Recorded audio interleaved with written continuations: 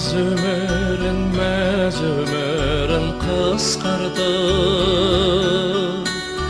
Бара жатыр құс қайтып. Зымырайды менің бала кезімде, бір жалт етіп өте шыққан сезімде.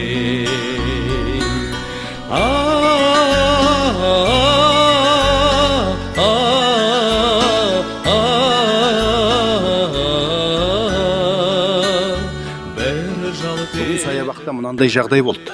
Ағашқа қонған тырнаға қарғалар тыныштық бермей, жан-жағынан шұқылай бастады. Иә. Бейшара құс қанша сабыр сақтағанымен олар маза бермеді. Сол сәтте еріксіз адам мен құстың өмірі қандай ұқсас деген ойға келдім. Жер бетінде адам баласы бір-біріне сұстана қарап, қызыл сөзге жол беріп, бір-бірін көре алмай қудалап жатады. Бұл әрекет құстардың да өмірінде бар екен ау. Кетерінде жылайда алмай қалады. Ассалаумағалейкум, Тұмаш. Уағалейкум ассалам, Нұрғиса. Мал жандарың аман ба?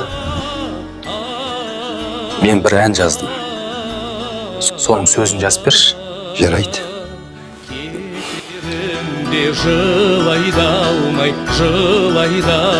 қалады.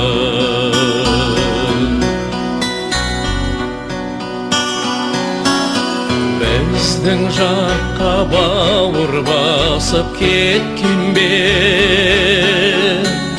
тамаш әнмен келіп еді көктемден.